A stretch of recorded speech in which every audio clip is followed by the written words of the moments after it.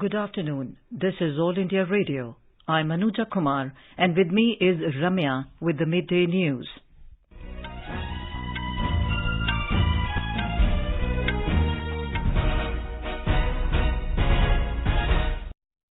The headlines. Prime Minister Narendra Modi says COVID challenge is not yet over and appeals people to remain alert. Interacts with state chief ministers on COVID situation in the country. Prime Minister says it is matter of pride for every citizen that 96% of our adult population has been vaccinated with the first dose of the vaccine. Prime Minister takes part virtually in the launch event of Sri Sri Satya Sai Sanjeevani Hospital in Fiji. Acknowledges the privilege to contribute in the socio-economic development of Fiji. Vice President M. Venkaiah Naidu inaugurates 100-meter tower for 10 kilowatt operation of AIR FM station in Nellore, Andhra Pradesh. 11 people killed in an electrocution incident early this morning at Kalimedu in Tanjavur district in Tamil Nadu. Government scraps the MP quota for admissions in Kendriya Vidyalayas. A junta court in Myanmar sentences deposed leader Aung San Suu Kyi to 5-year jail for corruption. World Bank to provide $600 million financial assistance to Sri Lanka to make payments for essential imports. In Khelo India University Games, Ann Maria from Mangalore University breaks national record in clean and jerk category in the 87 kg category weightlifting. And in IPL cricket, Gujarat Titans to take on Sunrisers Hyderabad at Wankhede Stadium in Mumbai at 7:30 this evening.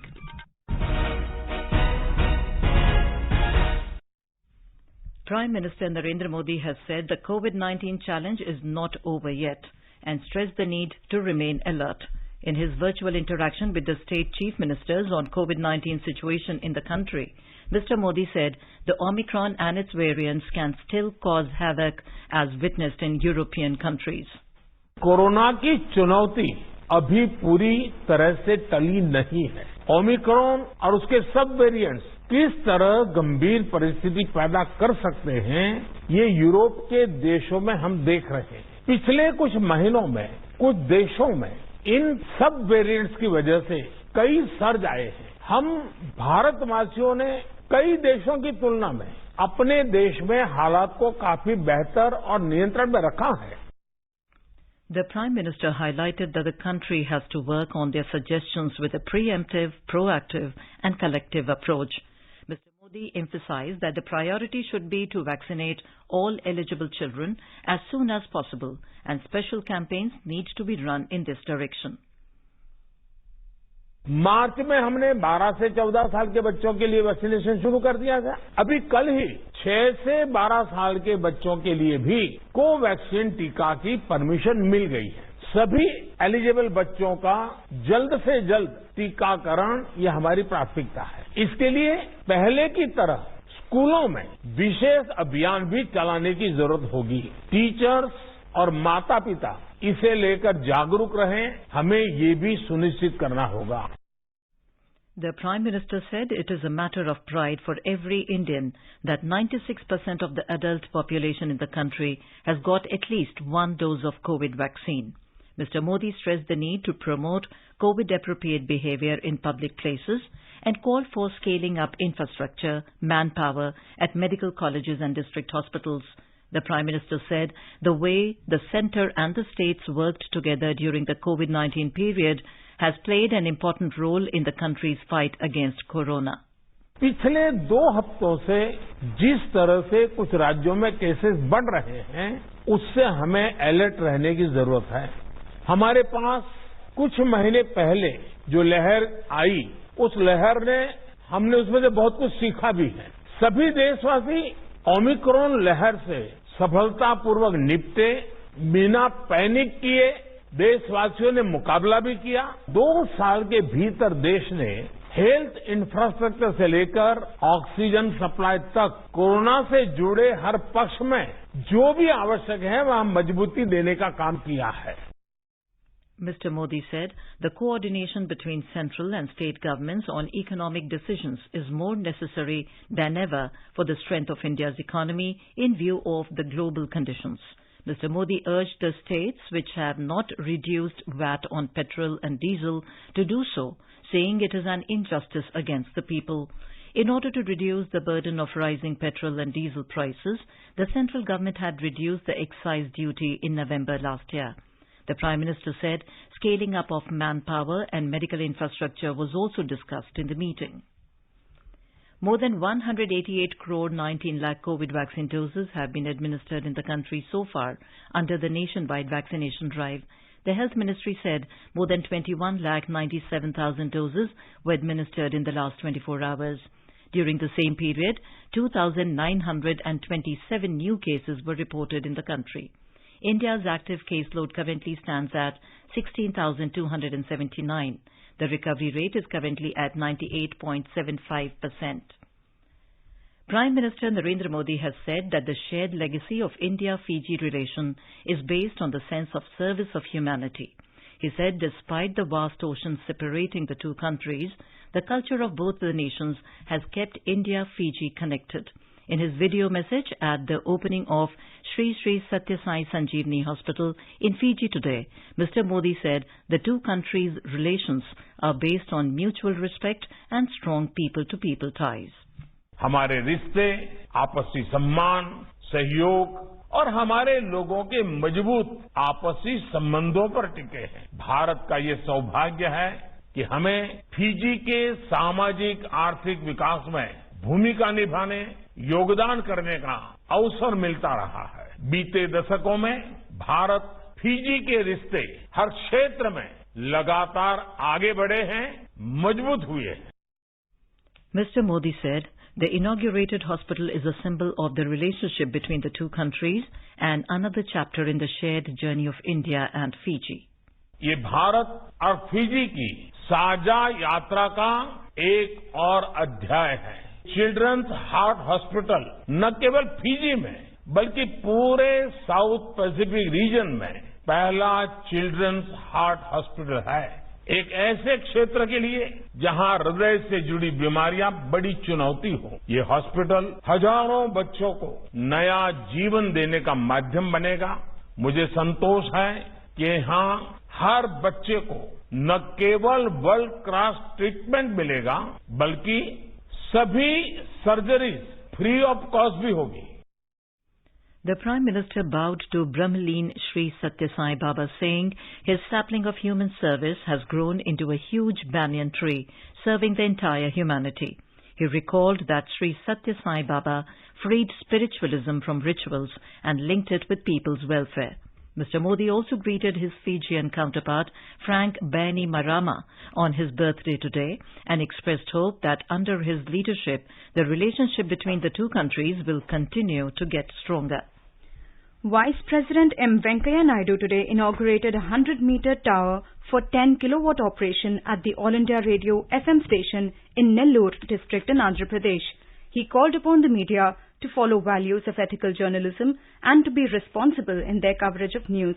Soon after arriving at the AIR studios, Mr. Naidu gave a special address through live broadcast and dedicated the FM tower to the people of Nellore.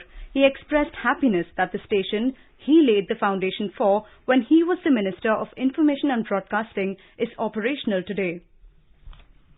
The Union Government has scrapped the quota through which Members of Parliament could recommend names for admissions in Kendriya Vidyalayas, according to the admission guidelines for 2022-23 and beyond.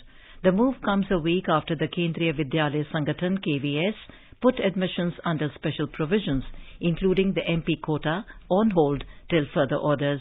Under the KVS Special Dispensation Admission Scheme, a Member of Parliament had the power to recommend a maximum of 10 students from their respective constituencies in every academic year for admissions in classes 1 to 9. There has been a long pending demand from MPs to either do away with the quota or increase the number of students who can be admitted on the basis of recommendations. According to the revised guidelines issued by the KVS, several amendments have been made under the Special Provisions section of the admission policy. Other than the MP quota, the KVS has also removed other reservations, including 100 children of Education Ministry employees, children and dependent grandchildren of MPs and retired KV employees, and discretionary quota of school management committee chairmen, among others. You are listening to the Midday News on All India Radio. A reminder of the headlines before we move on. Prime Minister Narendra Modi says COVID challenge is not yet over and appeals people to remain alert, interacts with state chief ministers on COVID situation in the country.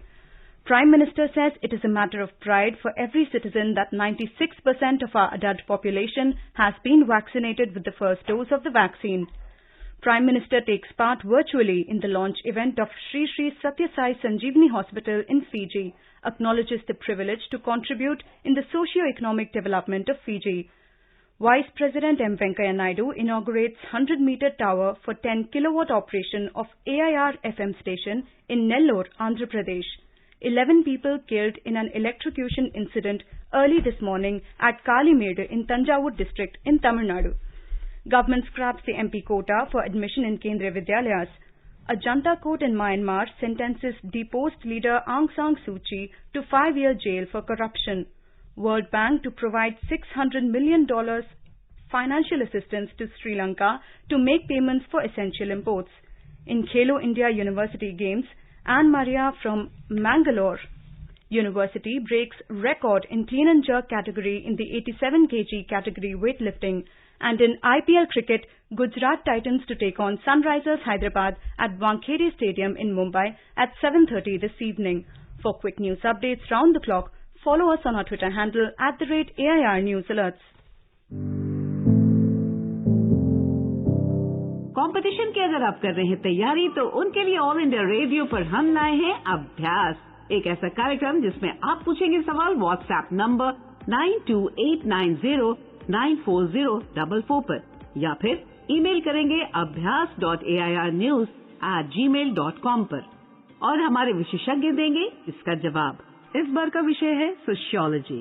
सवाल भेजने की अंतिम तारीख है 27 अप्रैल। आपका अभ्यास हमारा प्रयास।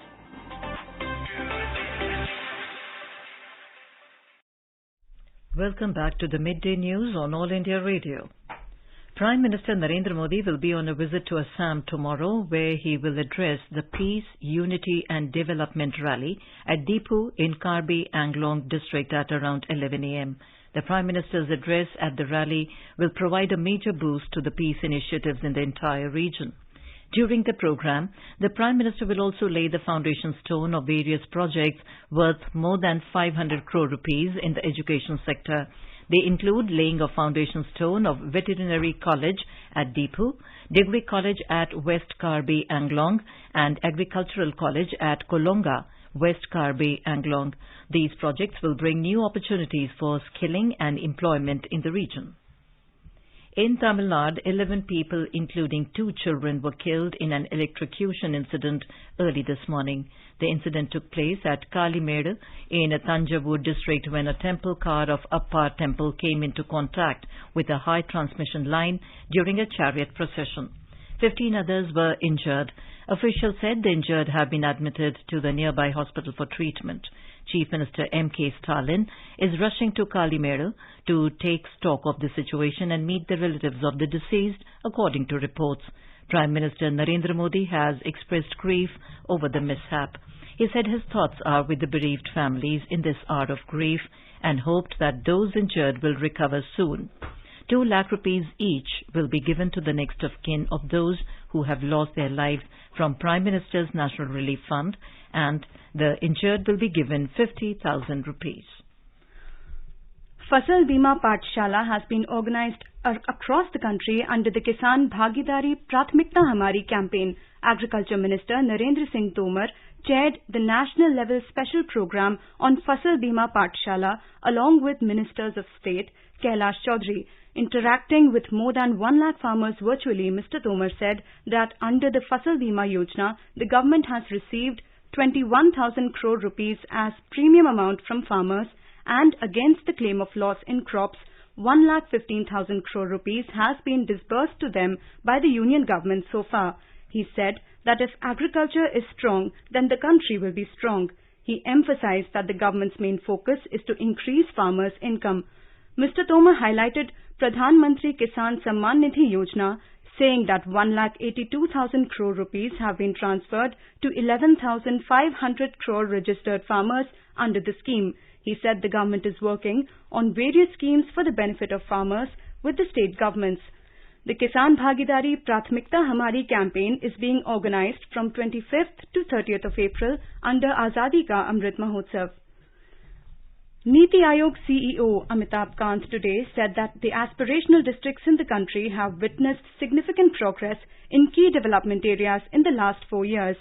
He added that the partnership among district teams and regular outreach programs have played a key role in this rapid development. Mr. Kant said this while inaugurating a one-day conference in New Delhi on Aspirational Districts program over the theme Sahbhagita Se Samriddhi. He said, this program has proved to be a standout example of data-driven governance, and the ranking of districts across key social parameters has played a vital role in their transformation. He also said many NGOs, development partners and members of civil society have collaborated actively, especially during the time of COVID-19 pandemic, to ensure that the outreach objectives of the Aspirational Districts program continue to reach the last mile. On the occasion, he also launched a booklet, namely Stories of Change from India's Aspirational Districts. Information and Broadcasting Minister Anurag Thakur has said that India, as the largest filmmaker country, has the potential to be the content subcontinent of the world. Speaking during the second day of Raisina Dialogue in New Delhi, Mr. Thakur highlighted the importance of hard power and soft power. He said in order to exist and stay relevant, a nation needs to have hard power, while the soft power is needed to establish good relationships as it captures imagination and touches the heart. The INB minister said, through Indian cinema in the last few decades, and now the world is looking towards India, which is emerging as hard and soft power. I think power is interplay between hard power and soft power. To exist and stay relevant, a nation needs to have hard power. And to have good relationship, to make friends, and to exist beyond boundaries, nation needs to have soft power. Because soft power captures the imagination, it touches the heart. I've seen in the last few decades the way India is emerging as far as the hard power is concerned. The soft power is also emerging through the cinema. Being the largest filmmaker, I see India has the potential to be the content subcontinent of the world. For that you need soft power. So I think there is interplay of hard power and soft power both. Nobody will look at your soft power if you don't have the hard power. In Myanmar, a junta court today sentenced deposed leader Aung San Suu Kyi to 5 years in jail after finding her guilty in the first of 11 corruption cases. The Nobel laureate, who led Myanmar for 5 years before being forced out from power in a coup in early 2021, has been charged with at least 18 offences, which carry a combined maximum jail term of nearly 190 years if found guilty. The case centred on allegations that 76-year-old Suu Kyi accepted 11.4 kg of gold and cash payments totaling $600,000 from her protege turned accuser, former Yangon Chief Minister Phao Mein Sein. Meanwhile, Suu Kyi had denied the charges and called the allegations absurd. The World Bank has agreed to provide Sri Lanka with $600 million in financial assistance to help meet payment requirements for essential imports. Sri Lankan President's media division said in a statement yesterday that the World Bank would release $400 million shortly. According to the statement, the World Bank said that it would continue to help Sri Lanka to overcome the current economic crisis. Sri Lanka's worst financial crisis since independence in 1948 was caused by a drastic drop in its reserves that dropped 70% over the past 2 years, hitting $1.93 billion at the end of March. This left the Colombo struggling to pay for essentials, including fuel, medicines and food. India has helped Sri Lanka by assisting with $1.9 billion. Sri Lanka's Finance Minister Ali Sabri said Colombo would also seek assistance from Asian Development Bank. And now let us listen to our special program, Azadi Ka Safar, highlighting the importance of the day during the freedom struggle. Azadi Ka Amrit Mahotsav.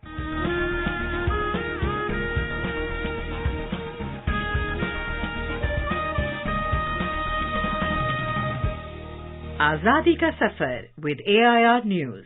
Birth of a Nation. India's glorious freedom struggle is one of the greatest struggles the modern world has ever witnessed.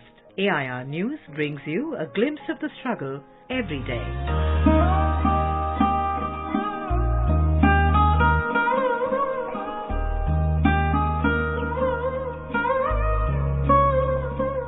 In today's episode, we remember Manibhai Bhimbhai Desai, who was born on the 27th of April 1920 in Surat, Gujarat. An associate of Mahatma Gandhi, Manibhai Desai was imprisoned during the Quit India movement in 1942.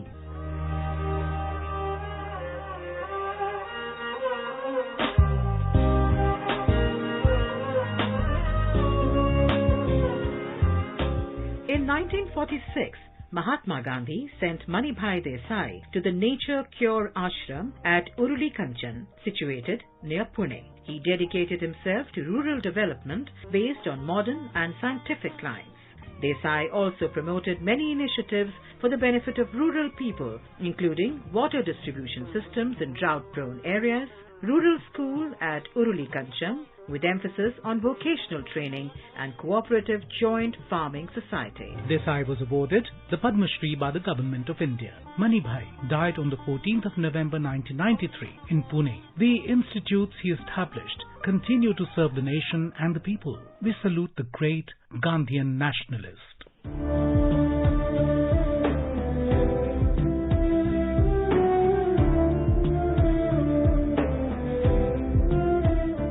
We also remember Gandhian freedom fighter Anjana Devi Chaudhary, who passed away on the 27th of April 1981. She, along with her freedom fighter husband Ram Narayan Chaudhary, fought against the feudal policies of the princely states of Rajputana through Rajasthan Seva Sangh, founded in 1920. Anjana Devi worked towards advancing the causes of poor farmers and landless labourers. Anjana Devi awakened political consciousness among the women of Mewar and Bundi from 1921 to 1924. She was arrested and exiled from Bundi state. Later, she led a procession of 500 women in Bijolia and got the arrested farmers released.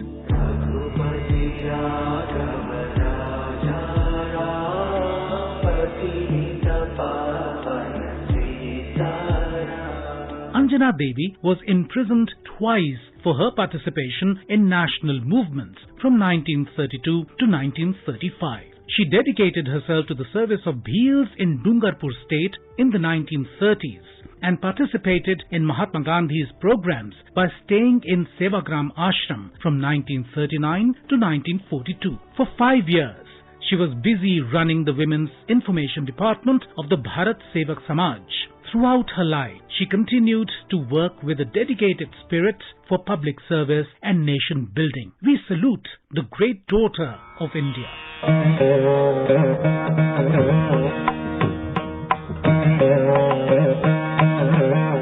We also remember social reformer T.K. Madhavan, who died on the 27th of April 1930. He was involved with the Sri Narayan Dharma Paripalan SNDP movement and was a prominent member of the Temple Entry movement, which fought for the entry of oppressed communities to the temples of Kerala. He was the original architect behind the Vaikom Satyagraha. The Vaikom Satyagraha is a testament to the importance of the struggle against the regressive social practices as part of the war against the British colonizers.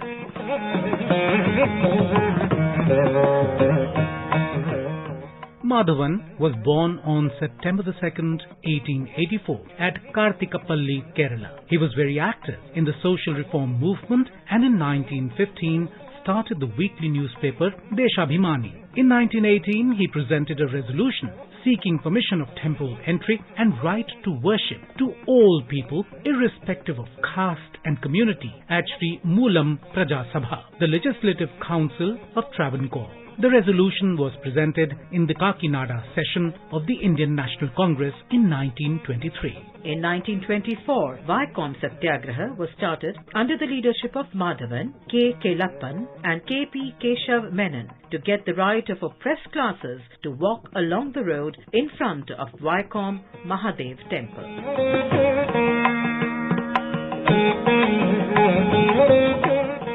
Madhavan and Keshav Menon were arrested and imprisoned. Finally, the Maharaja of Travancore agreed to open the road to all classes of people. However, he had to continue his struggle for the temple entry. He met Gandhiji at Tirunelveli and persuaded him to visit Vaikom. Madhavan fought for the rights of people till the very end. We salute the great Indian Temple.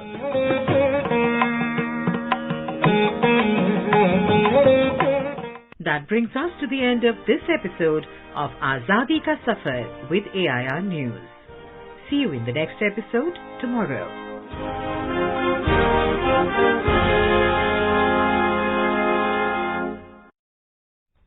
Anne Maria from Mangalore University broke the national record in clean and jerk category in the 87 kg class weightlifting championship during the Khelo India University Games in Bengaluru today. She lifted 129 kg to break the previous record of 128 kgs held by Manpreet Kaur. Anne Maria won gold medal today with a total lift of 230 kgs. Seva Sridhar from Jain University continues to impress with his performance by winning his individual fifth gold medal in the 400 medley event today. Jain University of Bengaluru tops the medal tally with 8 gold, 4 silver and 1 bronze medal. Anna University holds the second spot with 5 gold, 3 silver and 2 bronze medals. Mumbai University has won 5 gold, 3 silver and 2 bronze medals to occupy the third place in the medal tally.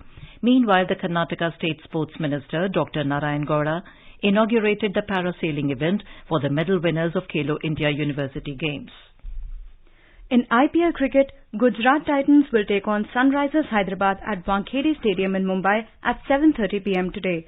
Sunrisers Hyderabad are in the second place in the points table with 5 wins in 7 games. Both the teams will lock horns for the second time in the current IPL season.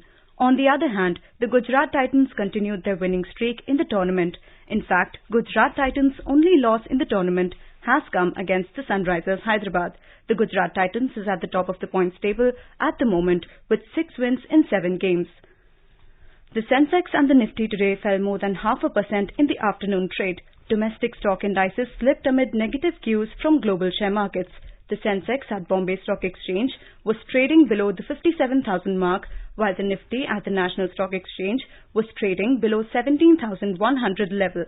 The Sensex declined 412 points to trade at 56,944, while the Nifty surged 130 points to trade at 17,071.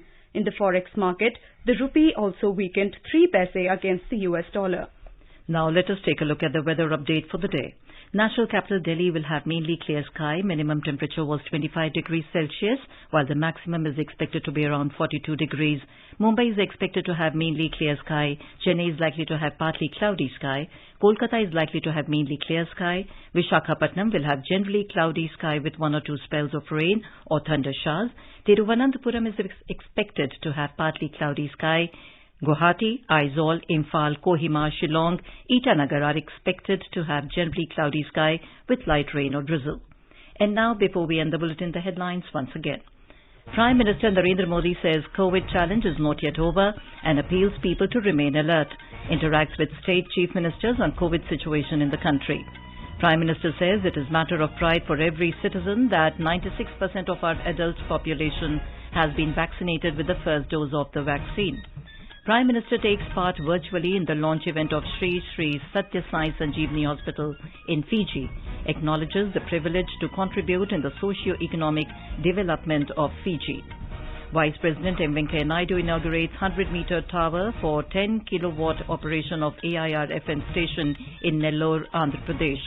11 people killed in an electrocution incident early this morning at Kalimedu in Tanjavur district in Tamil Nadu.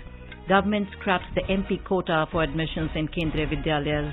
A junta court in Myanmar sentences deposed leader Aung San Suu Kyi to 5-year jail for corruption. World Bank to provide $600 million assistance to Sri Lanka to make payments for essential imports.